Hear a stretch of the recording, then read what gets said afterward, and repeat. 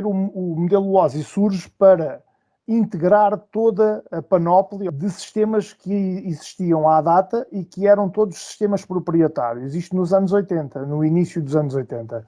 O modelo OSI foi criado, trata-se de um modelo que é composto por 7 camadas que começam de cima para baixo. A camada 7, que é a camada aplicação, a camada 6, que é a camada apresentação, a camada 5, que é a camada sessão, a camada 4, que é transporte, a 3, que é a camada rede, a 2, que é a camada data link, ou ligação de dados, se preferirem em português, e a 1, que é a camada física. Então, estas 7 camadas constituem o modelo e podemos dizer o que é da camada 7. A camada 7 é a que está mais próxima de nós, utilizadores. É a camada que fornece serviços de rede às aplicações, não fornece serviços a mais nenhuma camada porque é a de cima, portanto já não passa serviços mais para cima, e vai fazer o quê? Vai sincronizar e estabelecer acordos entre os procedimentos de controle de integridade de dados e recuperação de erros. O que é que isto significa?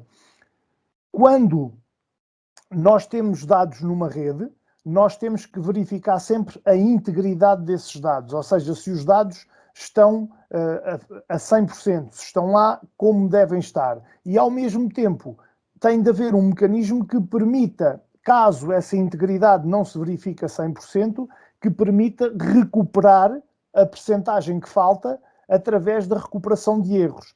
Alguns dos serviços que conseguem fazer isso são serviços que trabalham nesta camada 7 e que são, por exemplo, o SMTP, que é o Simple Mail Transfer Protocol, que é o protocolo que permite enviar e-mails, ou mesmo o HTTP, que é o protocolo base de todas as transmissões na www, que é o protocolo de hipertexto, não é? O protocolo de transferência de hipertexto, o HTTP, que hoje em dia foi melhorado e existe o HTTPS, S de secure, de segurança, e esse protocolo é a base de toda a comunicação naquilo que nós chamamos a internet, sendo que não é a internet, é a www, porque a internet é a estrutura física onde assenta a www. Esta é a camada 7. A camada 6, que é a camada da apresentação, vai enviar já algumas informações para a camada 7, porque ela está por baixo da camada 7. E então o que é que ela vai fazer? Ela vai assegurar que a informação desta camada aplicação da camada aplicação que está acima, perdão, é um sistema que é possível de ser lido por cada uma das outras camadas de outro sistema. Ou seja, o que é que isto quer dizer? Nós temos 2 sistemas. Ambos os sistemas têm camada aplicação, que é a camada 7. A camada apresentação vai fazer com que a camada 7 do sistema A e a camada 7 do sistema B consigam ser lidos um pelo outro. Ela vai apresentar as camadas 7 de um sistema e do outro sistema e vai permitir que essas camadas se entendam entre elas. Esta camada tem a capacidade de fazer traduções entre formatos de dados diferentes. Como é que ela faz isso? Convertendo esses formatos de dados diferentes num formato comum que é entendível por ambos os sistemas. Depois temos a camada sessão. A camada sessão vai estabelecer, criar e acabar as sessões entre os anfitriões, ou seja, o computador A está ligado ao computador B e esta camada é a que permite fazer a ligação, manter a ligação e terminar a ligação entre o computador A e o computador B, sempre focando nesta ligação a eficiência, as classes de serviço e a forma como os problemas que vêm das outras camadas que estão acima, apresentação e aplicação, podem também ser resolvidos e reportados. Depois temos a camada 4, Camada 4, que é a camada transporte. Como o próprio nome indica, camada transporte significa que é aqui que a maior parte dos dados são transportados. O que é que ela vai fazer? Ela vai partir os dados em pequenos pacotes e vai enviá-los para a rede. E depois, no destinatário, vai ter a capacidade de juntar novamente os pequenos pacotes e aglomerá-los num ficheiro, num formato que depois é entendível por quem recebe esses pequenos pacotes.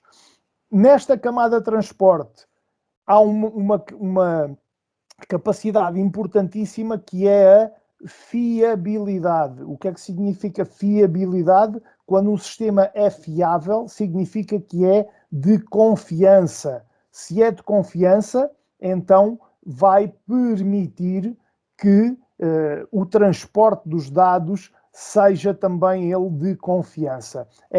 Este é o papel da camada transporte. Nesta camada é onde se inicia o processo de endereçamento, ou seja, os endereços de rede iniciam-se nesta camada. Depois abaixo temos a camada 3. A camada 3 é a camada que é utilizada pelos routers. Esta é logo uma característica muito importante. O que é que ela fornece? Ligação e vai fazer o encaminhamento de pacotes entre os anfitriões, entre o A, o B, o C, o D, o E, por aí fora. Quando temos vários anfitriões, ela vai permitir ligação entre esses anfitriões e selecionar as melhores rotas precisamente para que os anfitriões possam comunicar uns com os outros, até mesmo em continentes diferentes. Imaginem que temos um anfitrião na América e outro na Austrália, é nesta camada que o encaminhamento dos pacotes é possível ser feito. O encaminhamento e os endereços são feitos através do IP. Portanto, o IP aqui é fundamental. Alguém ia colocar alguma questão? Era eu, senhor. Eu disse que isso era feito nos jogos. Sim, é feito em tudo. Tudo o que seja comunicação na rede. Tudo. Sim, eu também tenho uma pergunta. O senhor está a mostrar um slide a dizer TCP/IP versus I, certo? Sim. É por vezes, pronto, podia ter bugado então. Não. Eu depois já vou mostrar a apresentação. Agora estou só a explicar, está bem? Depois já vou passar a apresentação toda. Depois temos a camada 2 e a camada 2 é onde operam os switches. Aqui não operam os routers, operam os switches.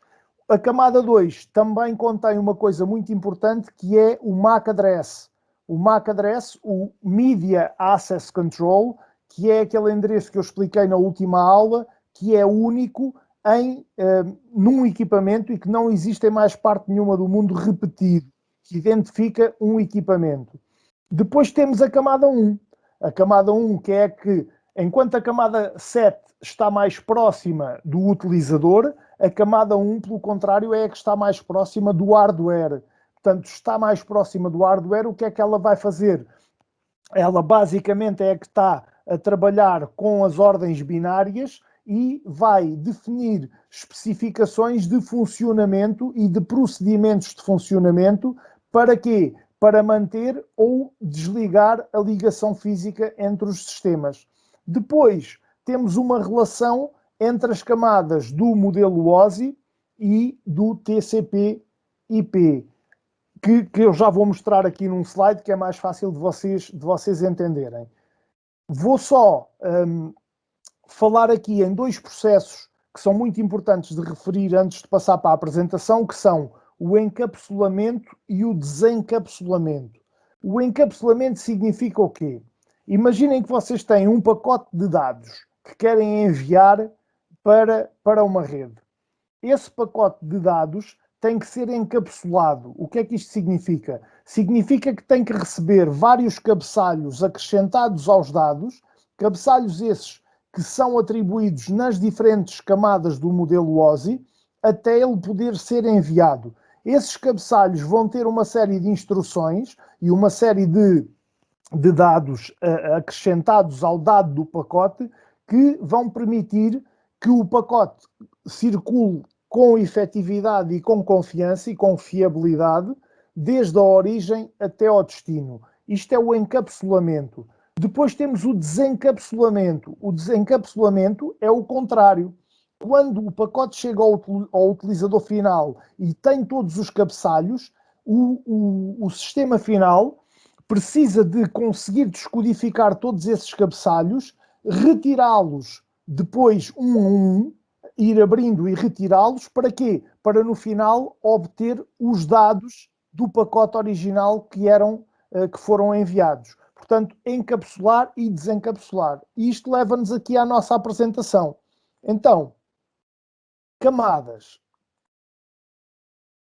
Eu até dei aqui um salto sem querer. Desculpem, vou aqui começar do início. Modelo OSI.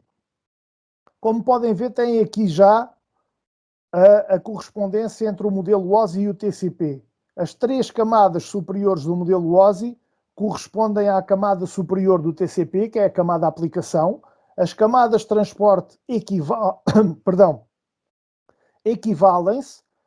A camada network do modelo OSI equivale à camada internet do TCP e as 2 camadas inferiores do modelo OSI equivale à camada inferior do TCP. Depois temos aqui o modelo OSI, como eu disse, foi criado no início dos anos 80, composto pelas 7 camadas, ou seja, é o resumo daquilo que eu estive a explicar ainda há bocado das camadas: aplicação, apresentação, sessão, transporte, rede, data link e camada física. Isto leva-nos para cada uma das camadas. Camada 7, o resumo daquilo que eu estive a dizer, mais próxima do utilizador final, rede, serviços de rede às aplicações dos utilizadores, não fornece serviços a mais nenhuma camada porque não há mais nenhuma camada acima, sincroniza e estabelece acordos para a integridade e recuperação de erros e trabalham nela protocolos como o HTTP e o SMTP. Resumo daquilo que eu estive a explicar. Camada 6, camada de apresentação. Estamos a falar de sistema A, camada aplicação, sistema B, camada aplicação, e a camada apresentação vai garantir que as camadas aplicação conseguem comunicar uma com a outra, que os sistemas são legíveis um para o outro. Camada 5, vai estabelecer, gerir e acabar as sessões entre 2 hosts. Vai fornecer serviços à camada que está acima, à camada apresentação, e ele vai conseguir fazer isto sincronizando comunicação e, ao mesmo tempo, organizando estes 3 pontos que estão aqui: transferência de dados, classe de serviço e a maneira como os problemas das camadas acima se reportam, como os problemas são reportados. Camada 4 vai partir os dados no envio e agrupá-los no destino. Vai ser, ao fim e ao cabo, o escudo protetor que isola as outras camadas. A fiabilidade, a confiança é responsabilidade da camada 4. E é aqui que também se inicia o processo de endereçamento, ou seja, é aqui que os endereços se iniciam e são estabelecidos. Camada 3, a camada onde funcionam os routers, fornece ligação e seleciona as rotas entre os anfitriões e é a mais utilizada de todas as camadas. O endereço é o IP, tem aqui vários exemplos de endereços IP. Depois, a camada Data Link, que é a camada 2, estamos a ficar mais próximos do hardware, e é a camada onde trabalham os switches. E nesta camada trabalha muito importante o MAC Address. Camada 1, estamos a falar da camada física, aqui ilustrada mesmo por uma vista ao microscópio de um microchip e dos fluxos de energia do microchip, e que vai definir as especificações que aqui estão em cima e que ajuda precisamente a estabelecer a ligação, manter e desativar a ligação entre os sistemas iniciais e finais. Depois, a relação entre a camada só para validar aquilo que vos disse há pouco, as 3 camadas superiores equivalem à camada aplicação, camada transporte é igual, a camada network equivale à internet, à camada internet, e as duas camadas inferiores equivalem à camada de rede também aqui do modelo. O processo do encapsulamento. Como eu ainda há bocado expliquei, o encapsulamento tem a ver com estes 4 momentos. Empacotamento das informações do protocolo que são necessárias antes de passar os dados à rede. Depois temos o pacote que vai descer ou subir pelas camadas do modelo OSI de acordo com aquilo que for necessário e vai receber nos cabeçalhos informações extra e que vai depois então sofrer essas alterações. Mais fácil de compreender aqui com o esquema, até que os dados que aqui entram, não é? Os dados na camada entram perto da camada mais perto do utilizador, que é a aplicação, e vão sendo somados cabeçalhos até que sai a FCS, que é a Frame Check Sequence, que vai verificar a integridade dos dados e se eles podem ser enviados para a rede. Dados, cabeçalho de camada 7, depois temos os dados já com o cabeçalho de camada 7, é acrescentado um cabeçalho de camada 6. Aqui já temos uns dados com o cabeçalho de camada 7 e camada 6, é acrescentado um de camada 5 e assim sucessivamente até chegarmos aqui à transmissão dos bits já com a Frame Check Sequence anexada e que verifica a sua integridade. Depois temos o desencapsulamento. O desencapsulamento é o processo oposto que dá precisamente, começa cá em baixo pelos bits, depois vai aqui à FCS, à Frame Check Sequence, e vai retirando cabeçalhos até que no final já só ficam os dados e chegam ao utilizador final. Portanto, aqui é o processo de baixo para cima e aqui, vou só voltar aqui atrás, é o processo de cima para baixo. Ou seja, da camada 7, que é a camada mais próxima do utilizador, até à camada que vai estar mais próxima do hardware, no encapsulamento, e depois no desencapsulamento, o oposto, ou seja, vai da camada mais próxima do hardware para a camada mais próxima do utilizador, até o utilizador receber os dados. Isto no modelo OSI. Depois temos o TCP. O TCP que vai ser já um protocolo que hoje em dia é dominante em termos de comunicações e que vai suportar outros protocolos, incluindo estes 3 tipos de protocolo: representação, codificação e controlo, e vai combinar apenas numa camada várias camadas do modelo OSI, como nós já vimos ainda há pouco.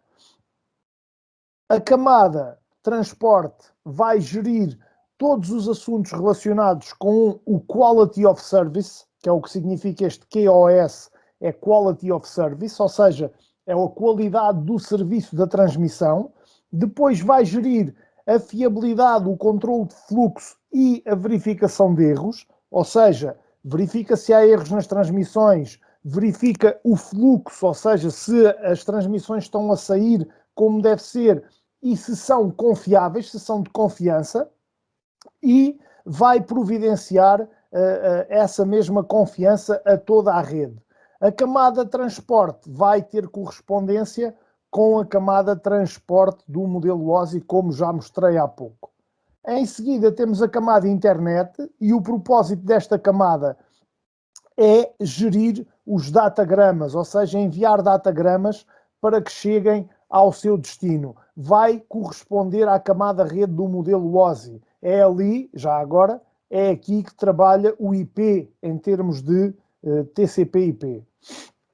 Depois temos a camada rede, que inclui os protocolos todos para LAN e para WAN e que vai trabalhar juntamente as camadas física e de ligação de dados do modelo OSI, como eu também já tinha mostrado antes do intervalo.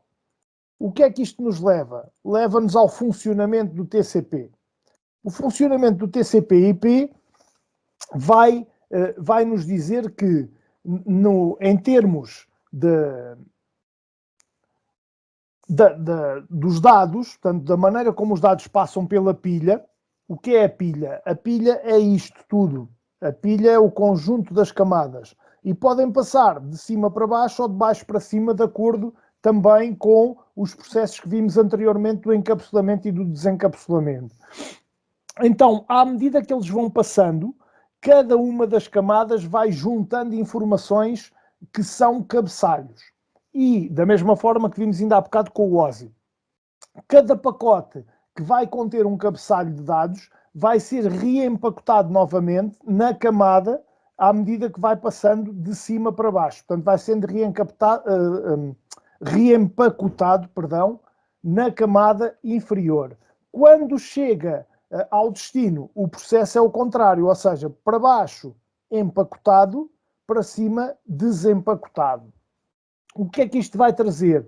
Isto vai trazer o esquema seguinte, que é este esquema, que é na camada aplicação, que é a camada superior, entram os dados e é anexado um cabeçalho. Esse cabeçalho é anexado e passamos a ter dados mais cabeçalho que ficam em formato dados. Depois desses dados que resultaram cá de cima desta anexação do cabeçalho, vai ser anexado um outro cabeçalho na camada transporte. Quando passa para baixo para a camada internet, esses três conjuntos já passam a ser dados e é anexado mais um cabeçalho. Depois, os quatro dados e é anexado um último cabeçalho. Esse último cabeçalho já faz parte do pacote completo de dados e é enviado para a rede no formato de bits para depois ser recebido no destino. O pacote que é criado na camada transporte e que vai encapsular a mensagem da camada aplicação, ou seja, a camada aplicação, este pacote aqui, que é criado na camada transporte, vai se chamar segmento. O pacote abaixo, que é o pacote da camada internet, que vai encapsular o pacote que vem de cima, que vai encapsular o segmento, vai se chamar datagrama. E o pacote que encapsula o datagrama e, por sua vez, o segmento, vai se chamar frame. A frame vai ser, por sua vez, convertida em bits e enviada para a rede. O que nos leva a este esquema. A mensagem entra na camada aplicação, é anexado e encapsulado, vai para a camada transporte e transforma-se em segmento. O segmento é encapsulado na camada internet, transforma-se em datagrama, e o datagrama é encapsulado na camada rede, transforma-se em frame, que é convertida em bits e enviada para a rede.